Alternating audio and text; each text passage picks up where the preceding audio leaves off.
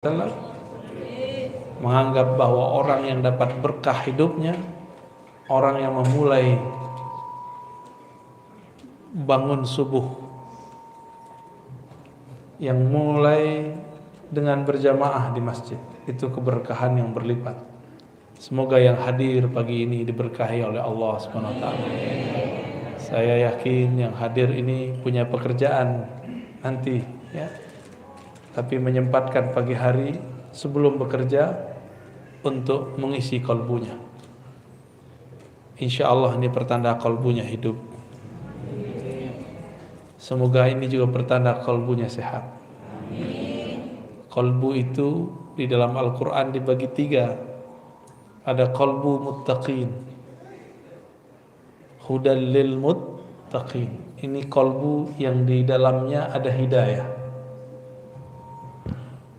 Kolbu seperti ini tidak ada keraguan kepada Alkitab dan Sunnah. Percaya kepada yang gaib, menunaikan ibadah dengan semampunya, dan meyakini bahwa hanya Allah lah sang maha pemberi rezeki yang mutlak. Wa mimma razaqnahum yunfikun. Rezeki itu jatahnya sudah ada, tinggal mau jemput. Dan cara menjemputnya tentu beda-beda. Ada orang yang menjemputnya berangkat pagi pulang sore. Ada yang cuma duduk-duduk di rumah, duitnya ngalir terus. Ada yang harus banting tulang, badan sudah hancur tapi tidak kunjung juga dapat, ya. Karena cara dia menjemputnya tidak sesuai. Saya doakan apapun keadaan kita, semoga itu dalam berkah dari Allah Subhanahu wa taala. Keberkahan itu hanya diyakini oleh orang-orang yang muttaqin, yang percaya dan hatinya ada nur yakin. Maka disebut muqinun. Mereka ini orang-orang yang yakin, orang-orang yang penuh keyakinan. Ini disebut qalbul muttaqin. Qalbu apa? Qalbu ini qalbu yang sehat. Makanannya qalbu itu Quran. Isi Quran hudal linnas, hidayah. Bukan lip sync, bukan gaya-gayaan, mau sholat diputer, itu namanya cuma ingat-ingetin. Bukan mushaf itu saja dibawa kemana-mana, bukan. Tapi ketika dia menghayati isinya. Maka jangan terlalu nafsu baca Quran. Baca Quran itu dengan ketenangan kalbu. Baca Quran jangan nafsu, cepat-cepat khatam. Membacanya penuh dengan penghayatan, ya. Semoga di masjid ini nanti ada majelis tafsir Quran berdasarkan kitab-kitab yang sahih, kitab-kitab yang ditulis oleh para ulama ahli tafsir. Gak usah banyak-banyak, 1 ayat 2 ayat, tapi jalan terus. Karena mengatakan makommu nanti di surga adalah di akhir ayat yang engkau baca dan pelajari. Nanti kita terakhir bacanya apa, disitulah makom terakhirnya, ya. Percaya nggak tuh? Percaya, ya. Apa kata Allah? Irqi, naiklah kamu. Makomnya naik terus, 1 ayat beda dengan orang di samping, itu udah ibarat langit 1 dengan langit 2.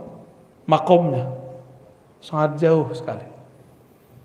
Ini kolbu yang pertama, kolbul muttaqi. Ada yang kedua, kolbul kafirin, kolbu orang-orang yang kafir. Kolbu orang yang kafir ini sawaun alaihim a'anzartahum am lam tunzirhum la yu'minun. Kolbu dia keras, mau diingatkan sama. Buat majelis, gak buat majelis, bagi dia itu masalah. Azan keras-keras bagi dia masalah. Semoga tetangga-tetangga masjid di sini kolbunya tidak ada yang kolbul kafirin, ya. Malah senang kalau di depan rumahnya banyak berjejer mobil, motor. Ketika orang ramai ke masjid, dia rela ketika pintu pagarnya tertutup. Itu orang pertama, bukan kolbu yang kedua. Qalbul kafirin, Allah kunci kolbunya, khatamallahu ala qulubihim. Walaupun kita sodorkan ayat kepadanya, kita sodorkan hadis kepadanya, tapi dalam pendengaran mereka, penglihatan, di kolbunya ada ghisyawah, tutupan. Inilah yang membuat mereka tidak dapat menangkap rahasia ayat.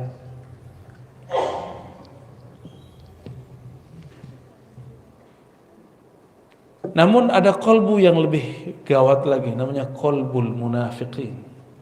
Kolbu orang munafik. Munafik itu nafaqah. Orang-orang yang menunjukkan kesolehan tapi menyembunyikan kekufuran. Izhar as-salah wal iman wa ikhfa'ul kufr wal fisq.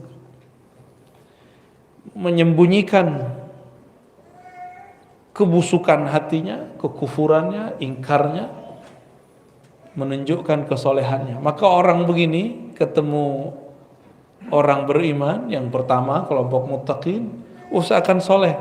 Nanti ketemu orang-orang kafir pun dia ejek lagi itu orang-orang yang muttaqin. Namun karena mereka ini menyembunyikan kekufuran, sangat sulit untuk mendeteknya. Mendeteksi ini orang ini siapa sebenarnya. Disebutkan di dalam Al-Quran bahwa mereka ini mengatakan beriman kepada Allah dan hari akhir, tapi sebenarnya mereka tidak percaya.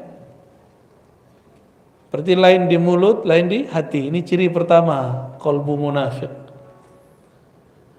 Dan dalam diri kita ada itu semua. Ketika kita takbir, lisan membaca Allahu Akbar, qalbu tidak membesarkan Allah. Ini sudah mulai kena itu. Kepala sujud, tapi hati tidak sujud. Kita semua ya, benar. Baca subhana rabbil azim wa bihamdi, tapi tidak mentakzim Allah. Baca subhana rabbil a'la wa bihamdi, tapi tidak Allah subhanahu wa ta'ala. Allah enggak perlu disuci-sucikan. Persepsi kita tentang Allah yang perlu disucikan. Ya. Mereka ini yukhadi'un. Mereka ini mencoba menipu Allah dan orang-orang beriman. Dikira kalau berpenampilan yang saleh, berkalam-kalam yang Arabik ya, ke Arab-Araban, berpenampilan seperti ahli salat, bisa menipu orang beriman, bisa menipu Allah Subhanahu wa ta'ala. Ini orang sibuk dengan penampilan, enggak sibuk dengan yang di dalam batinnya. Inilah nasib orang-orang munafik, disebut qalbul munafiqin. Qalbu munafik itu dikatakan dalam Al-Quran, fi qulubihim marad. Di kalbu mereka ada penyakit-penyakit. Ayat ini menunjukkan bahwa penyakit itu tidak hanya yang zahir, penyakit pala. Kalau Bapak Ibu ini penyakit kantong ya, ngomong sama dia duit aja isi otaknya. Apa kabar? Ah, dompet kurang. Omongannya duit. Kapan ngomongin Allah? Ada lagi ngomonginnya kawin. Kapan membicarakan Allah Subhanahu wa ta'ala? Maka disebutkan dalam ayat lain, wala yazkurunallaha illa qalila. Munafik itu kalbunya tidak ingat, tidak sebut Allah kecuali sedikit. Penampilan soleh, tapi kalau ngomong politik, kebencian isinya. Enggak ingat Allah Subhanahu wa ta'ala. Mereka lah yang merusak di zaman Rasulullah sallallahu alaihi wasallam. Mereka tidak punya tempat di sisi Rasul sallallahu alaihi wasallam. Maka mereka membuat masjid baru, tandingan masjid Nabi, masjid Dirar, masjid yang ingin merusak barisan umat Islam. Masjid tandingan. Tapi ketika mereka makar, Allah pun bermakar. Karena makar itu dibuat oleh hamba Allah. Si hamba tunduk kepada Allah Subhanahu wa ta'ala. Ketika mereka makar, apa yang terjadi? Allah pun menyusun skenario sendiri. Tiba-tiba Rasulullah mengirim Ibnu Malik untuk nyamar jadi orang munafik.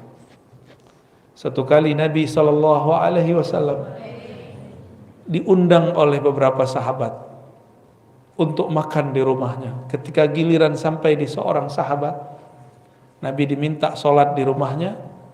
Ternyata ini rumah baru diresmikan. Itulah dalil kalau kita baru naik rumah, diundang ulama, guru ngaji, sholat di situ. Sholat sunnah kah atau sholat apapun. Itu bukan bid'ah ya. Nggak tahu, tanya aja dalilnya. Jangan bilang bid'ah, bid'ah mulu ya. Apa istilah orang sini? Kalau rumah baru kita huni itu apa? Naik rumah ya. Bener. Samalah dengan istilah kampung saya. Makanlah Nabi SAW di sana. Selesai makan, ngobrol. Tahu-tahu Nabi nanya, "Aina fulan? Aina Ibn Malik? Mana si Malik?" Berkatalah sahabat Nabi yang lain, "Wahai Rasulullah, itu si Malik munafik. Dia masuk, wajahnya wajah munafik. Masa dia hadir di Masjid Dirar?" Kira-kira begitu. Apa kata baginda Nabi SAW? Pada pelit selawat ya, dari tadi saya ngetes itu cuma ada yang selawat. Selawat dong Pak. Ya. Antum nanti panggil-panggil Nabi, Nabi cuekin karena nggak pernah selawat di dunia. Sebut nama Nabi lewat aja, bengong aja. Udah sadar belum? Masih dalam tidur ya? Masih tidur. Wudhu lagi. Nabi Sallallahu Alaihi Wasallam ketika beliau bertanya, "Di mana Malik Ibnu Malik?" Jawaban para sahabat radhiyallahu taala anhum, "Dia munafik wahai Rasulullah." Lalu Nabi sallallahu alaihi wasallam mengatakan, "Jangan kamu katakan dia munafik." Kenapa? Li'annahu, karena dia berkata la ilaha illallah Muhammadur Rasulullah. Dari kolbunya dia baca. Jadi Nabi ini melarang orang kalau sudah syahadat terus kita tuduh, itu dilarang. Cuma karena beda masjid, apalagi beda partai, apalagi nanti beda coblosan, itu nggak ada urusan antara munafik dan tidak munafik. Di partai manapun ada orang munafik, ada orang mukmin, ada mukhlis, ada yang bermuka 3, bermuka 2, ada yang muka 1, ada lengkap semua. Bisa jadi orang yang dituduh itu bukanlah seperti yang dituduhkan kepadanya. Nabi Shallallahu Alaihi Wasallam membersihkan nama sahabat ini. Ternyata itu orang adalah orangnya Nabi, disisipkan kepada orang munafikin. Jadi tenang aja, katanya corona ini buatan-buatannya mereka ya, biarin, tenang aja. Emang Allah tidur? La ta'khudhuhu sinatu wala naum. Allah tidak pernah tidur, ngantuk aja enggak. Kenapa kita ngantuk? Karena kecapean. Allah pernah capek enggak? Allah pernah lelah? Tidak pernah. Allah pernah lalai? Enggak. Karena Allah tidak pernah tidur, tidak pernah lelah, tidak pernah ngantuk, maka dia tidak akan pernah membiarkan orang Islam, orang beriman disiksa, dizalimi, gak akan pernah membiarkan. Karena Allah lah waliyul ladzina amanu, wali penjaga orang-orang yang beriman. Allah menyebut dirinya wali. Wali artinya penjaga. Maka wali Allah di muka bumi adalah orang-orang yang menjaga ajaran-ajaran Allah Subhanahu wa ta'ala. Ajaran Allah itu bukanlah ketika berpakaian, pakaian takwa. Ini emang pakaian takwa namanya? Ini pakaian Ahok ini. Baju koko. Koko kan artinya abang orang Cina ya kan? Ya. matanya sipit lah ya. Antum keturunan ke-17 kali ya. Kita aja yang kegeeran, ini baju takwa. Nabi mengatakan at-taqwa hahuna. Takwa itu di dalam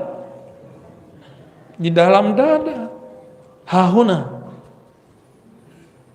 Maka jangan lagi pernah menilai orang takwa lewat baju. Ya. Ini majelis subuh yang diberkahi Allah. Jangan nilai orang takwa lewat penampilan. Kalau ibu-ibu tuh model jilbab, apa urusannya model jilbab? Yang penting tutup aurat. Ya. Tutup aurat, tidak transparan, tidak ketat, udah muslimah, islami.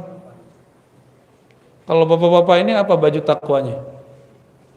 Koko lagi? Ya salah. Nabi SAW, percaya atau tidak? Nabi itu suka pakai baju impor. Mumpung orang Batam dekat sama Singapura, ngimpor gitu. Enggak begitu. Nabi ngimpor baju, pakai baju mustawradat yang didatangkan dari luar, karena Nabi SAW di zamannya orang tidak produksi di Mekah, di Madinah, semuanya dibeli dari luar. Ya, marhaban, Kiai, fadal, Kiai. Ta'al. Syifaul qulub.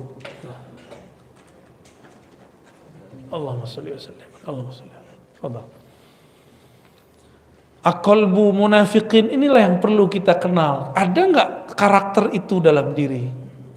Sehingga ketika kita mengenal karakter itu, kita dapat mengenal cara kembali kepada Allah Subhanahu wa taala. Inilah cabang dari pengetahuan, man arafa nafsahu faqad arafa rabb. Jadi mengenal diri itu bukan hanya ngomongin diri terdiri, diri terpari, diri terpapar, apalagi itu macam-macam ilmu kajian diri. Bukan itu aja. Mengenal penyakit di dalam diri itu adalah bagian dari ma'rifatun nafs. Mengenal diri. Jangan ketinggian ngomongnya. Badanku, tubuhku, sifat Allah, qalbuku, nur Allah, apa itu ya? Nanti ngomong itu. Emang dengan berkata begitu kita wusul kepada Allah kan enggak? Ya, ada saatnya ngomong begitu. Tapi enggak benar juga ya. Tubuh ini bukanlah sifat Allah, fi'il Allah. Tubuh ini adalah tajalli fi'il Allah, bukan fi'il Allah. Itu beda tuh. Apa arti tajalli? Allah menunjukkan perbuatannya lewat tubuh kita. Maka orang yang mengenal struktur dalam dirinya, dia akan mengenal bagaimana cara Allah berbuat ke dalam dirinya. Bukan berarti dia jadi Allah kalau habis kenal diri. Ya. Kalau kenal qalbu, kenal nur Rasulullah sallallahu alaihi wasallam, belum tentu juga ini qalbunya qalbu yang mana. Maka pembukaan kajian kita dimulai dari pembagian qalbu. Qalbu apa yang pertama tadi? Qalbul muttaqin. Qalbu yang kedua kafirin. Qalbu yang ketiga, qalbu ketiga ini dia ada iman tapi penyakitnya lebih banyak. Karena penyakitnya di dalam dada, yang mengerti cuma ahlus sudur, ahli dada, ahli rohani. Tidak semua guru ngaji, guru ustadz itu ahli qalbu.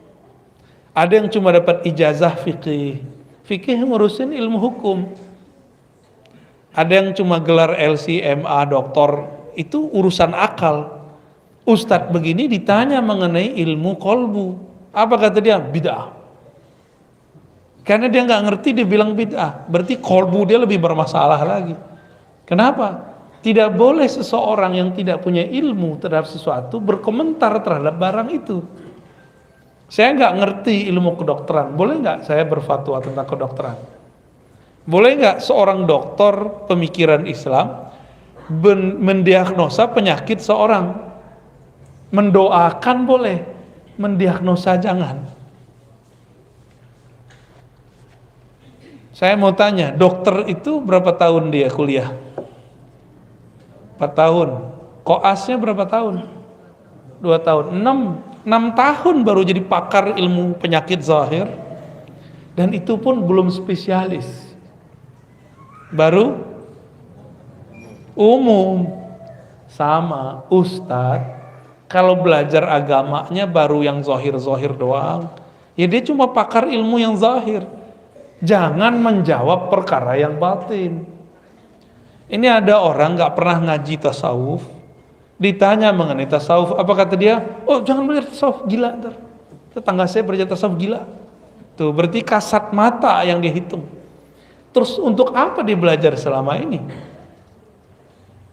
Kan percuma dia belajar selama ini. Ada nggak orang kerja terus diberhentiin, apa namanya itu, di PHK, stres? Ada nggak? Ada nggak orang kapok bekerja? Kenapa orang nggak kapok bekerja? Lebih banyak orang stres karena di PHK daripada belajar zikir. Karena syaitan tidak pernah diam jika ada hamba Allah ingin belajar tentang Allah. Nggak mau syaitan diam. Makanya guru-guru ngaji, guru-guru tasawuf, guru-guru mursyid tidak akan dibiarkan oleh syaitan, kecuali dia akan membisikkan wali-walinya, wali-wali syaitan, untuk ikut menyerang ahli-ahli tasawuf itu. Maka ciri-ciri tentara syaitan adalah menyerang ahli zikir, menyerang mursyid-mursyid yang bersanad thariqatnya kepada Rasulullah sallallahu alaihi wasallam. Karena hanya itulah cara menjauhkan umat dari pewaris-pewaris Rasulullah sallallahu alaihi wasallam. Syaitan itu nyata atau tidak? Tampak enggak? Tampak tidak, nyata iya. Tampak tidak, nyata iya. Apa kerjaan syaitan? Yuwaswisu. Apa arti yuwaswisu? Membuat was-was. Yuwaswis bahasa Arabnya itu kata kerja yang sedang, akan, dan selalu. Jadi syaitan itu nggak akan pernah diam untuk membuat suuzonnya umat lewat lisan-lisan dai-dai yang juhala, yang jahil. Bukan dai ilallah, dia dai kepada dirinya, bukan dai ilallah. Supaya umat jauh daripada ma'rifatullah, mengenal Allah subhanahu wa ta'ala. Apa ciri-cirinya? Mereka menghina kajian-kajian ma'rifatun nafs, menghina kajian mengenal diri. Karena pintu satu-satunya mengenal Allah hanyalah mengenal diri. Saya mau tanya Bapak Ibu, sholat di tengah rumput, di tengah hutan, dengan di masjid, khusyuan mana?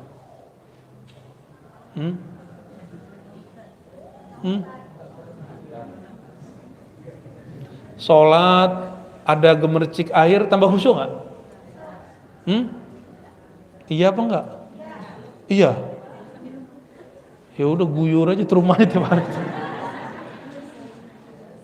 Kawan kita pengen sholat khusyuk, maka kata gurunya, sholatlah di tengah bunyi alam. Maka dia carilah batu di tengah sungai, biar gemercik air. Tahu-tahu ada ular naik, ya kabur juga. Ada yang katanya sholat dengerin suara alam, dengerin suara alam. Dia kira kalau dengerin suara-suara begitu bisa khusyuk. Berarti khusyuk dia di telinga. Kalau mendengarkan suara gemercik air bikin khusyuk, terus orang, mohon maaf, orang tuli bisa khusyuk gak? Mikir kalau berfatwa ya. Nggak tahu jalan khusyuk, tanya kepada orang yang khusyuk. Khusyuk itu mata tertunduk ke tempat sujud, kepala tersungkur, ya, menyentuh lantai. Zahirnya tuh, kolbunya kemana? Kolbunya menghadap kepada yang membolak balik kolbu. Allah bertempat nggak? Enggak butuh tempat. Tempat yang butuh Allah. Allah tidak memerlukan tempat. Semua tempat ini memerlukan Allah Subhanahu wa ta'ala. Lalu bagaimana cara menghadapkan kolbu kepada Allah? Hadapkanlah kolbumu ke dalam kolbumu. Mulai memandang ke dalam diri. Saya sebut Allah atau tidak? Jangan sibuk lagi membicarakan orang. Ini kajian tazkiyatun nafs, kajian penyucian jiwa, tapi isinya nyala-nyalahin orang. Kajian tasawuf tapi membid'ahkan thariqat orang. Kajian zikir-zikir tapi membid'ahkan zikir orang yang berbeda. Katanya kajian tazkiyatun nafs. Tazkiyah artinya menyucikan diri, bukan nyalahin orang lain. Itu dua hal yang berbeda. Akibat tidak mau menyebutnya dengan istilah tasawuf. Ya. Jadi nggak usah malu ya para ustadz. Kajian kita kajian tasawuf, sebut istilah tasawuf. Karena tasawuf itu seperempat dari ajaran agama ini. Pertama bab akidah, yang kedua bab al-Islam tentang fikih, yang ketiga bab tasawuf, yang terakhir bab akhir zaman. Tapi jangan salah guru juga tuh akhir zaman. Kalau nggak beres yang nomor tiga ini jadi cocok logi, karena galau, kolbunya nggak selamat. Udah berapa kolbu kita? 3. Orang kolbu munafik ini wajahnya terlalu banyak. Terlalu banyak. Datang ke orang beriman, dia ngaku beriman. Datang ke kelompok A, seakan-akan dia kelompok A. Nanti ketemu yang gak percaya kepada Allah, oh dia ejek-ejekin tuh orang beriman, kawan-kawannya. Saya itu kalau ke masjid itu gak enak sama tetangga. Nanti kalau dilihat sama tetangganya, kok kamu duduk sama orang itu? Ya, jaga persahabatan. Selalu bermanis-manis mulut. Orang-orang munafik itu diajak buat baik, apa kata dia? Oh, kami lebih baik. Innama nahnu muslihun, kami udah duluan daripada ente. Ya.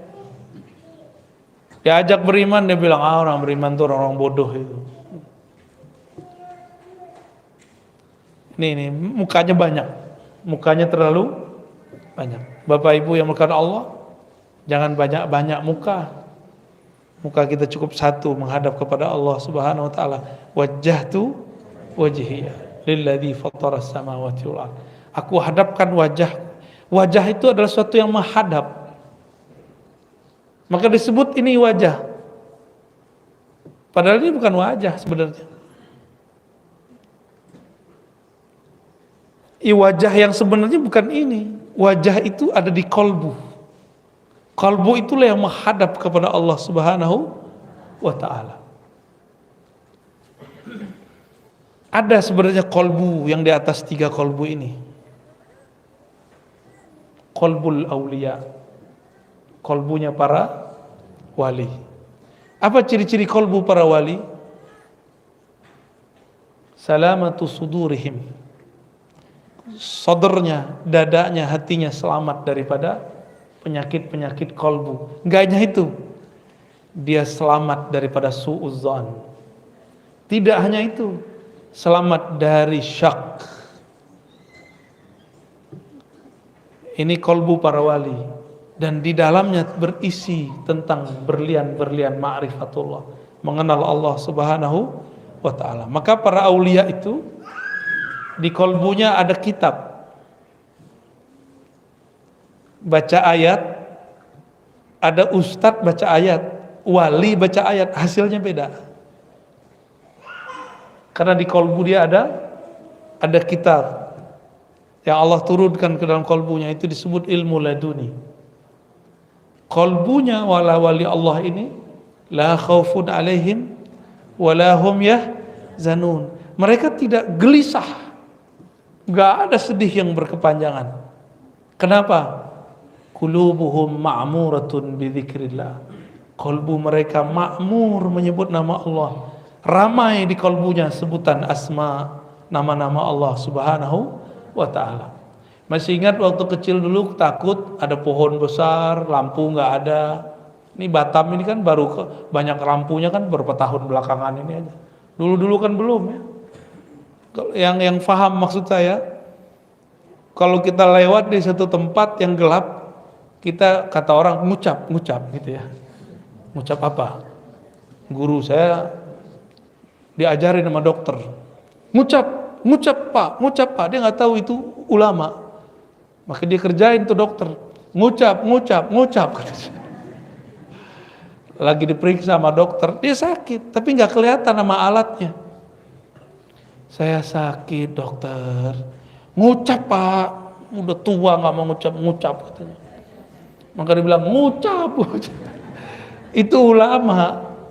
Dokter ini nggak tahu yang dipegang ini seorang mursyid, guru ahli zikir, guru saya, Abu Ya Hasan Basri namanya.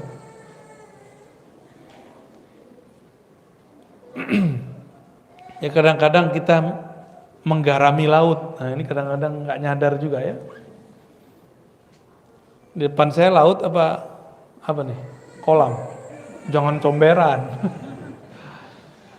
Bapak Ibu yang melakukan Allah, ada qalbul aulia, ada juga qalbul anbiya. Qalbu para nabi.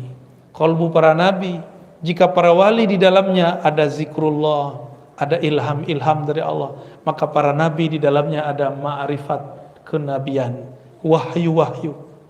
Maka setinggi apapun wali, dia tetap di bawah seorang nabi. Gak ada wali yang lebih tinggi daripada nabi. Para nabi itu pun masih ada lagi kolbu Nabi Muhammad, itulah yang paling tinggi. Jadi berapa macam kolbu? Ya, paling bawah kafir, munafik, muttaqin, aulia, anbiya, Nabi Muhammad sallallahu alaihi wasallam. Semakin jauh dari kolbu Nabi, semakin kufur, semakin berpenyakit. Karena Nabi secara fisik sudah wafat, tapi ruhnya tidak pernah wafat. Maka hadirkanlah ia dalam kolbu kita, hadirkan ia dalam salawat. Maka beruntunglah yang menghidupkan majelis-majelis salawat, beruntunglah yang menghidupkan majelis-majelis zikrullah. Kolbunya ma'mur. Ciri-ciri orang munafik sedikit zikir, banyak nyalahin orang. Ciri-ciri kolbul muttaqin adalah kolbu yang sibuk menyebut namanya, jarang menyalahkan orang lain. Maka ada kajian munafikin, hati-hati. Dia pakai branding nama Rasul, hati-hati. Sunnah Rasul, hati-hati. Tugasnya mereka cuma nyalahin orang beriman, mecah belah umat. Nah, jangan sampai ini kemudian kita salah ambil. Semoga ke depan umat tambah dewasa, tambah mengerti mana yang disebut nutrisi kolbu, mana yang akan merusak kolbu, ya, mana yang akan menyembuhkan kolbu, syifa, mana yang menjadi halak, ya, menghancurkan kolbunya. Allahumma amin ya rabbal alamin. Gimana Pak? Udah? Suatu kali ada seorang sahabat tanya kepada Rasul, hadis sahih Muslim sallallahu alaihi wasallam. Wahai Rasulullah, aku senang dipuji. Apakah itu merusak amal ibadahku? Aku dipuji orang lain, padahal aku tidak memulainya, tapi senang gak dipuji? Ini contoh nih, kalau nggak senang dipuji kita cek. Posting sesuatu di like orang, senang nggak? Tuh berarti senang dipuji. Ya. Jangankan antum, itu kiai samping saya aja begitu kok. Itu normal, sisi manusiawi. Kalau nggak manusia. Tapi kita nggak niat mau dipuji, ininya bedanya, ya. Bedanya apa? Posting biar ada yang like. Itu bahaya tuh. Posting aja, share aja. Tapi jangan niat mau dipuji. Dua hal yang beda. Apa kata Nabi Muhammad sallallahu alaihi wasallam? Itu adalah keridhaan yang Allah dahulukan, yang Allah kabarkan lebih awal. Jadi kalau kita dipuji orang, lalu kita anggap ini Allah yang memuji, digerakkan lewat mulut orang itu, ini disebut dengan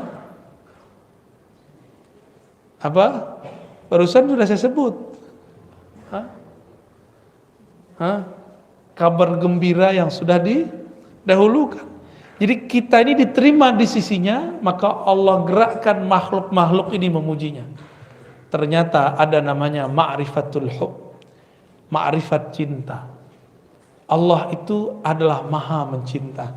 Maka dia menyebut dirinya yuhib. Innallaha yuhibbul muttaqin.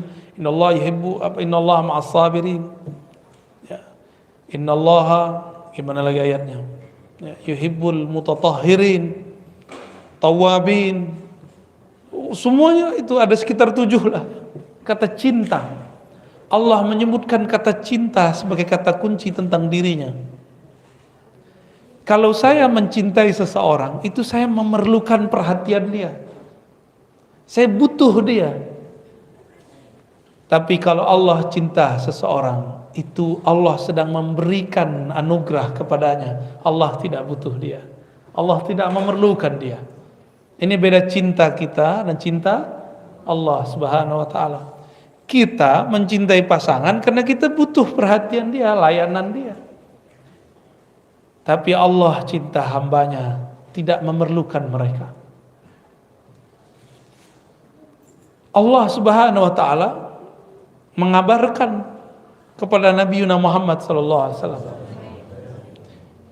jika Allah mencintai seseorang, idza ahabballahu 'abdan, maka Allah memberitahu kabar kepada Sayyidina Jibril, ya Jibril, inni uhibbu fulanan, wahai Jibril, aku cinta kepada si fulan, fa ahibbahu, maka cintailah ia. Maka Sayyidina Jibril sejak saat itu mencintai orang itu tanpa pernah berhenti. Karena sekali Allah mencintai makhluk, selama-lamanya dia mencintainya. Allah tidak pernah mengkhianati cintanya. Allah itu sangat setia. Beda sama kita, beda dengan saya, beda juga yang di samping saya. Beda. Dulu pernah jatuh cinta seseorang terus hambar, pernah nggak? Ya, itu kita. Ada orang menikah mewah, meriah, tapi umurnya cuma seumur jagung, 3 bulan cerai.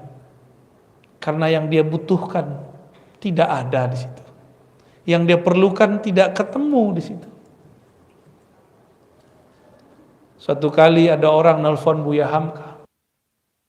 Dalam bukunya dicerita, dalam videonya pun, dalam suara rekamannya dicerita. Perempuan itu menelpon beliau, masih keturunan Ningrat, ingin menjadi istri Buya Hamka. Buya Hamka bilang, saya sudah tua, saya tidak bisa menafkahi batinmu. Apa kata dia? Saya tidak perlu, wahai Tuhan, saya hanya ingin membersamai Buya. Wah, gawat itu. Tapi begitulah cinta. Dia hanya ingin khidmah kepada yang dicintainya. Nah, bunuh dulu handphonenya ya. Matikan. Itu bahasa halusnya. Matiin itu bahasa kasar itu. Sama kasar dengan bunuh. Tuh matiin. Mengganggu orang lain kalau saya nggak terganggu. Taib ya. Jadi Allah buat pengumuman, wahai Jibril, aku mencintai fulan, fa ahibbahu. Maka Jibril turun ke langit ke-7, mengatakan, ya ahlas sama, wahai penduduk langit, innallaha yuhibbu fulanan, Allah cinta kepada, fa ahibbuhu, maka cintailah mereka. Malaikat butuh cinta enggak? Enggak. Malaikat itu makhluk yang enggak butuh cinta juga. Dia enggak ada syahwat, dia enggak perlu perhatian.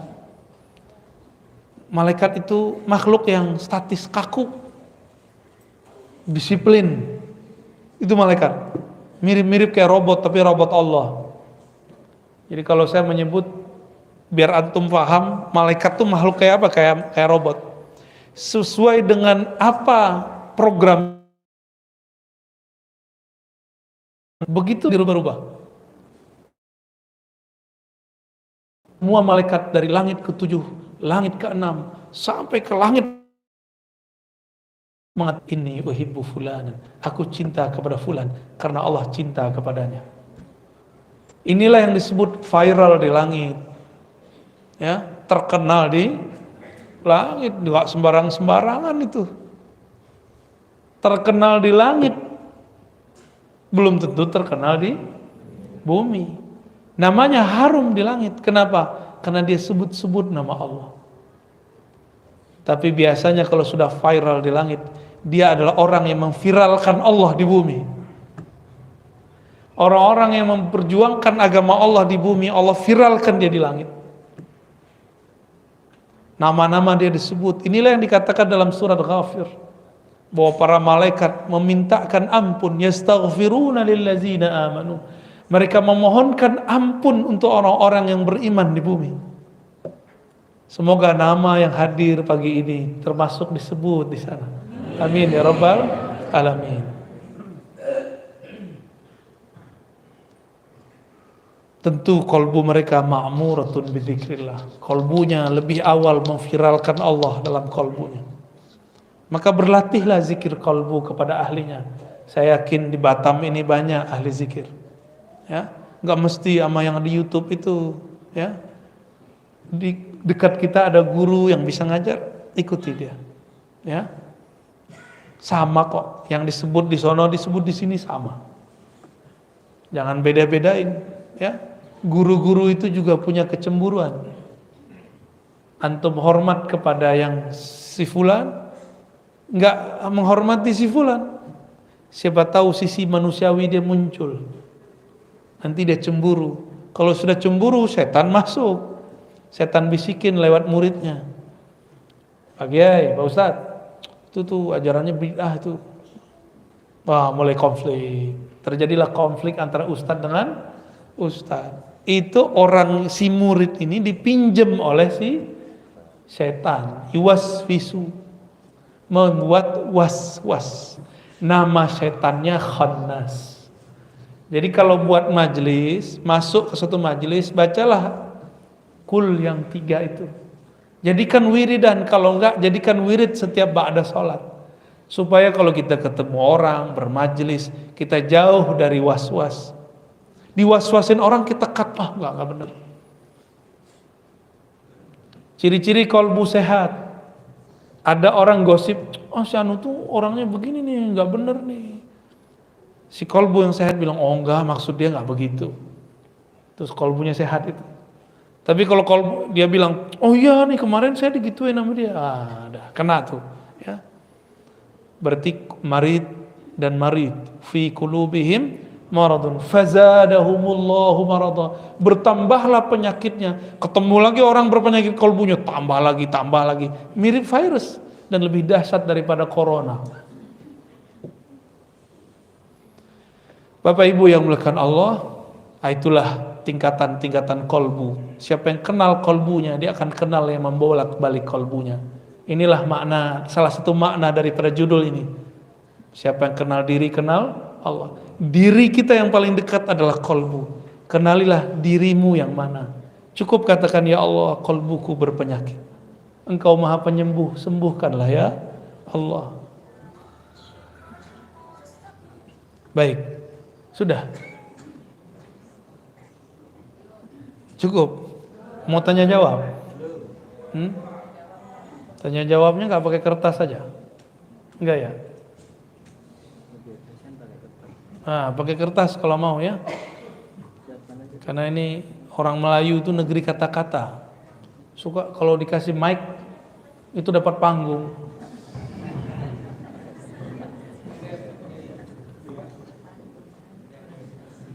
Nah, silakan ditulis. Yang ditanyakan yang penting-penting, yang nggak penting nggak usah ditanyakan ya.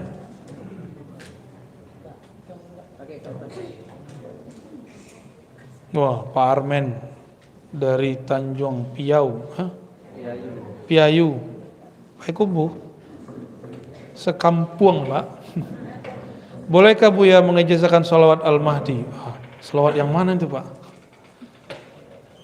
Sholawat yang saya ijazahkan itu namanya sholawat ahadiyah. Di situ tertulis Al-Mahdi. Coba sama-sama baca. Allahumma ya ahad. Ya Allah yang Maha Esa. Sholli ala Ahmad. Sampaikan salam kami kepada Nabi kami Ahmad. Allahumma ya ahad. Sholli ala Muhammad. Yang Maha Esa ya Allah, sampaikan rindu kami kepada Nabi Muhammad. Allahumma ya ahad. Sholli ala al-Mahdi khalifatika ya ahad. Ya Allah yang Maha Esa, sampaikan salam kami, rahmat Engkau kepada Imam akhir zaman, Al-Imam Al-Mahdi, Khalifah Engkau, wahai yang Maha Ahad. Saya ijazahkan siapapun yang mengamalkan itu, ya. Afdolnya pagi diamalkan 100, kalau tidak ya 10, kalau enggak ya sekali. Karena itu peta ma'rifat akhir zaman. Kenapa dimulai dari Ahad Ahmad, Ahad Muhammad, Ahad Al-Mahdi? Karena yang ada di kolbunya Nabi SAW mengenai ilmu ma'rifatullah Al-Ahad. Yang ada di kolbu Nabi ilmu tentang Ahmad, yang ada di kolbu Al-Mahdi ilmu tentang Ahad dan Muhammad sallallahu alaihi wasallam. Maka Al-Mahdi nanti itu obrolannya nggak jauh-jauh daripada ilmu mengenal Ahad, mengenal Ahmad, mengenal Muhammad sallallahu alaihi. Itu aja ciri. Jadi ciri-cirinya bukan hidung mancung, jibat apa? Langsung tutup hidung dia. Emang antum hidungnya mancung? Kalau di hadis hidungnya mancung, jidatnya lebar. Itu setelah diislah, kelihatan semuanya. Sebelum diislah, betapa banyak zuriat Nabi hidungnya mancung, jidatnya lebar. Yang enggak zuriat Nabi juga banyak. Ada orang datang ke saya ngaku Imam Mahdi, cuma karena jidatnya lebar, hidungnya agak mancungan dikit. Tapi kalau saya hitung-hitung dari samping mancungan saya juga sih. Langsung kita ngomong, ente kalau standar Mahdi itu ke jidat lebar, hidung mancung, mancungan habaib, mancungan orang Arab, mancungan orang-orang Eropa. Hadis itu kan riwayat ahli hadis. Ahli hadis hanya meriwayatkan yang empirik. Apa arti empirik? Yang zahir-zahir. Yang meriwayatkan di balik itu siapa? Itu ulama yang takut kepada Allah, al-arifuna billah, ahli ma'rifat. Mereka yang ngerti siapa Al-Mahdi. Ada lagi yang datang, dia bilang ke saya bukan ulama, tapi kalau ustadz nggak ngerti tentang Mahdi tanya saya. Ya salam.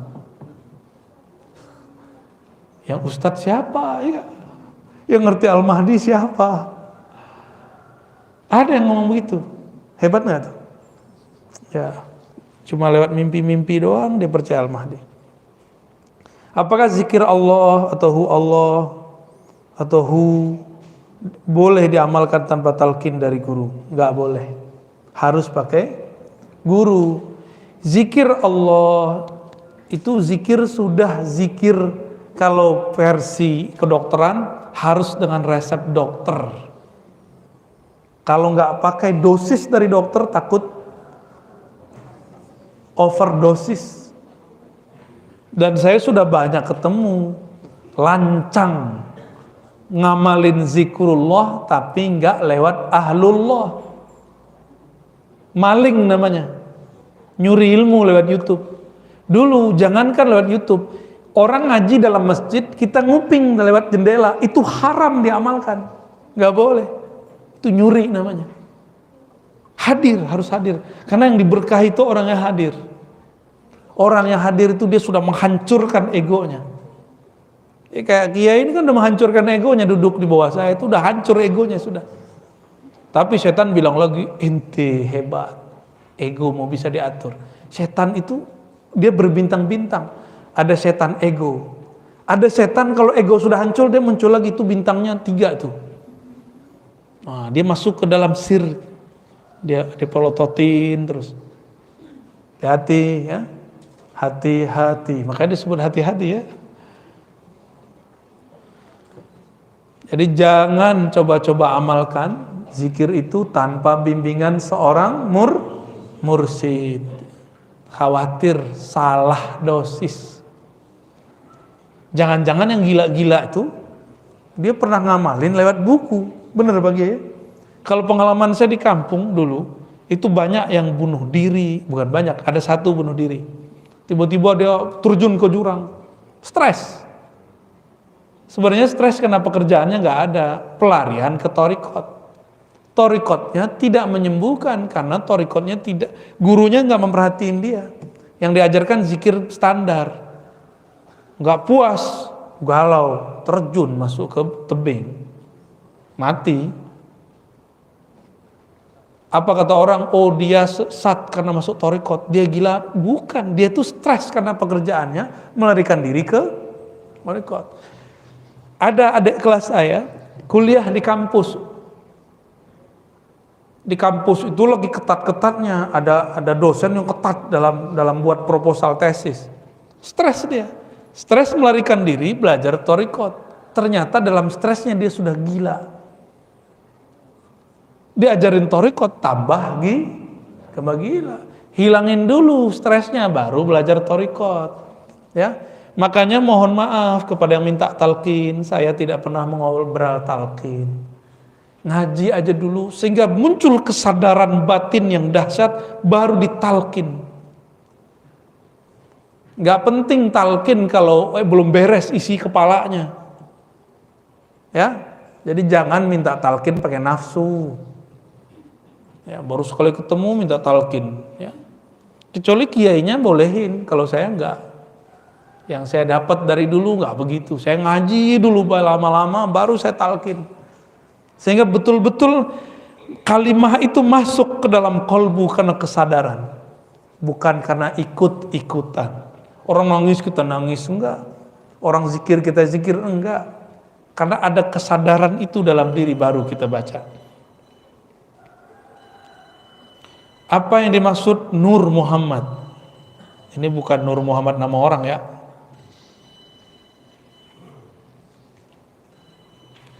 Nur Muhammad sebenarnya Nur Muhammad itu saya jelaskan apa sebenarnya Nur Muhammad. Allah Ahad menghembuskan hembusan pertamanya disebut dengan Ahmad. Maka bernamalah Ahmad itu Ruhullah. Ruh hembusannya Allah Subhanahu wa ta'ala.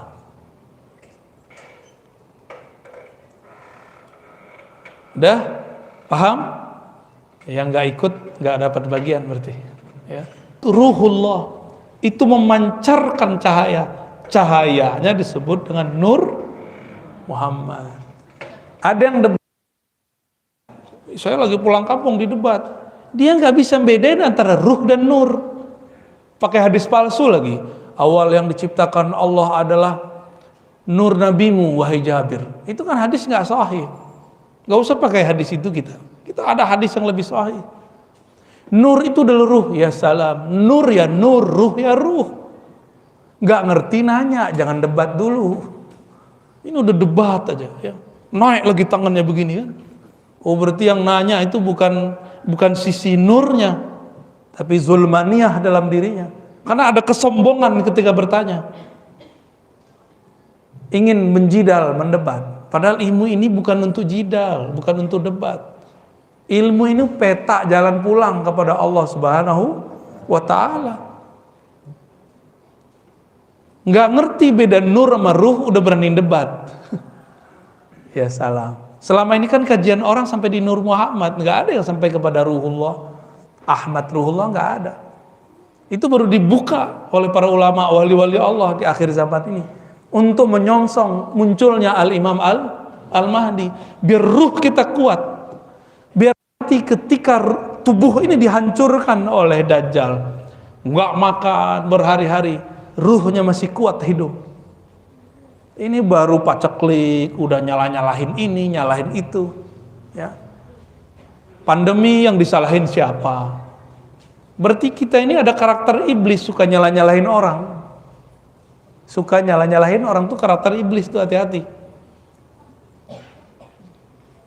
Jalan macet yang disalahin wali kota, ya kan? Ya. Ada aja ya. Nur Muhammad itu memercik, memancar daripada ruh Ahmad, jumlahnya 124.000. Makanya jumlah para nabi berapa? Ini bukan cocok logi ya, ilmunya begitu. Kenapa muncul dalam hadis jumlah nabi itu 124.000? Itu semua adalah percikan pancaran daripada Nur Ahmad. Disebut Nur Muhammadiyah, Nur Nabi Muhammad Sallallahu Alaihi Wasallam. Nur itu sudah ada sebelum Nabi Adam ada. Makanya Nabi mengatakan, aku sudah diangkat jadi Nabi, sedangkan Adam baru tanah, belum dicipta. Jauh sebelum itu aku sudah dicipta, ribuan tahun sebelum Nabi Adam. Nama beliau saat itu Ahmad. Maka Ahmad itu nama ruhnya Nabi. Nabi itu punya nama ruh, itu Ahmad. Maka ruhullah Isa mengabarkan, inni mubasyirum birasuli ya'ti min ba'di ismuhu Ahmad, surat Shaf ayat 6. Aku ruhullah mengabarkan sang sumber ruh, yaitu Ahmad, akan datang di akhir zaman. Datangnya pakai nama baru, namanya Muhammad. Apa yang beda Ahmad dengan Muhammad? Ada mim depan, ada tasdid. Nah itu sirnya. Ya, Muhammad. Itu tasdik kedua, itulah diturunkan jadi Al-Mahdi. Mimnya itu mim Al-Mahdi, itu namanya ilmu huruf. Ilmu huruf itu bukan cocok logi, emang dari sononya sudah begitu. Al-Mahdi yang di-guidance oleh Allah, yang dibimbing kolbunya oleh Allah, bukan dibimbing pakai Google. Yang dibimbing langsung oleh Allah, bukan lewat kitab. Mursyid, kitab, guru itu cuma zahir aja. Karena zahirnya orang harus berguru, zahirnya harus baca buku, tapi batinnya yang membimbing beliau adalah Allah. Sudah banyak gerakan-gerakan Al-Mahdi dulu, tapi nggak ada yang sabar. Gagal semua udah. Udah berapa gerakan Al-Mahdi muncul? Nggak ada yang sabar. Sekarang juga muncul tuh yang nggak sabaran tuh. Nggak sabar cerita-cerita mimpinya dan itu bukan satu orang, di Indonesia juga ada, di seberang juga ada. Kalau Al-Mahdi bisa diceritakan ahwalnya di dalam YouTube punya siapa? Siapa yang punya YouTube? Tuh, udah tahu kan jawabannya? Kalau ada orang ngaku Al-Mahdi, sama dengan orang ketahuan sebagai Nabi Muhammad. Apa kata Bukhairah? Wahai Abu Talib, jangan biarkan anakmu pergi ke Rum kalau ketahuan dibunuh oleh ahli kitab. Kalau Al-Mahdi ini ketahuan, pasti dibunuh oleh yang punya itu. Yang tadi antum sebut itu. Pasti dibunuh, nggak mungkin dibiarin. Jadi jangan percaya dengan Al-Mahdi Al-Yutubiyah. Yang enggak sabar ya. Baik. Jadi dalam diri kita ada enggak Nur Muhammad? Ada. 124.000 itu kemudian ditutup dengan munculnya sumber dari cahaya itu, Muhammad Rasulullah sallallahu alaihi wasallam. Karena nur itu ada masuk ke dalam diri, makanya bisa bangun subuh, bisa ikut majelis, padahal mau kerja kan, ya sudahlah sesekali kita undur datangnya, itu kan ada nur. Kalau kerja ya sudah begitu tiap hari, tapi kalau kajian begini mungkin tidak setiap hari. Ada obrolan begitu di kolbu, berarti ada nur Muhammad di dalam kolbunya, percikannya masih ada. belum padam. Sebenarnya nur ini tidak pernah padam, cuma ketutup oleh nafsu, oleh kepentingan-kepentingan. Ya. Semoga nur ini masih aktif. Ya. Ngaji bersanad, talqin zikir bersanad, ngamalin zikir berdasarkan mursyid-mursyid yang bersambung Rasulullah, ngaji ma'rifatullah, ini akan membuat nurnya tambah besar, tambah besar, tambah besar, tambah besar. Insya itulah yang disebut dalam Al-Quran, nuruhum, gimana ayatnya? Yas'a baina aidihim, benar ya? Nur mereka bergerak di antara mereka, yas'a, di hadapan mereka. Jadi nanti di hari kiamat, nur Muhammad yang kita jaga ini, dia akan memberi cahaya. Karena hari kiamat itu ada terang-terang sekali, ada gelap-gelap sekali. Ketika gelap, maka kolbu ini yang bercahaya. Disitulah Nabi lihat mana umatku, mana yang bukan umatku. Umatku yang ada nur Muhammad dalam dirinya, dia pasti berwudu, dia pasti sujud. Maka walaupun jidat kita nggak terang-terang amat, ya hitam, sawo mateng, nanti kelihatannya bercahaya. Insya udah mulai keriput ya. Maklum, saya udah keriput sejak kelas 2 SMP. Ngaji ma'rifat semenjak umur itu. Udah keriput, udah langsung begini. Dan sudah beruban saya umur itu. Waktu itu anak-anak, ya teman-teman saya masih huru hara, apalah. Tapi kita kemudian merasa, ya Allah, saya nggak nyaman dengan ini. Maka ngaji ma'rifatullah, pulang jam 2 malam. Ada anak SMP pulang jam 2 malam ngaji. Adanya main PS. Sampai jam 3 juga dijabanin ya.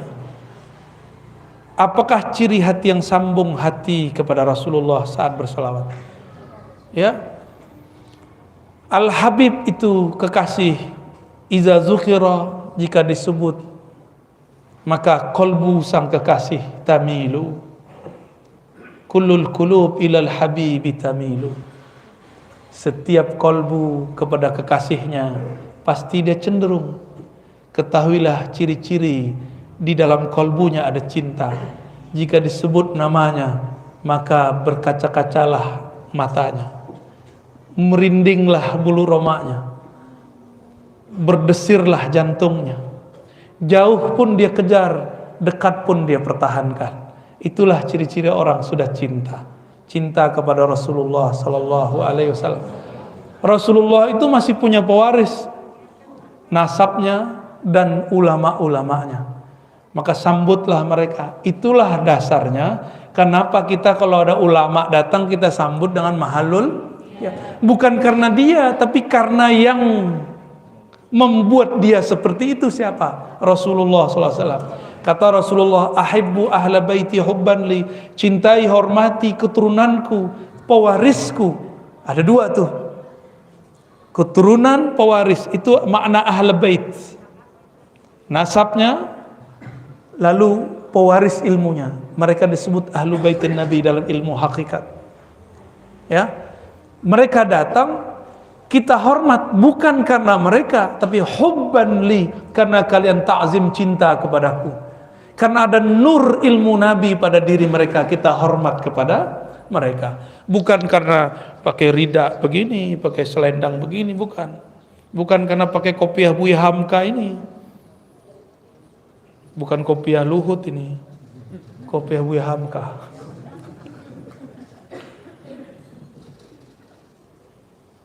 Kemana-mana perginya. Udah ya. Oh, ada lagi satu lagi terakhir. Ruhul Jihad. Ini namanya apa nih? Namanya Ruhul Jihad. Masya Allah.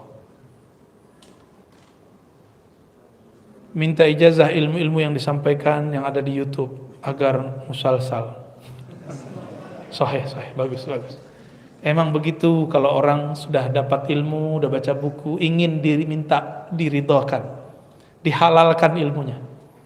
Dengan ini siapapun yang hadir, saya izinkan untuk menikmati, menyerap, mengamalkan kajian-kajian yang ada di YouTube. Tapi dari channel yang resmi.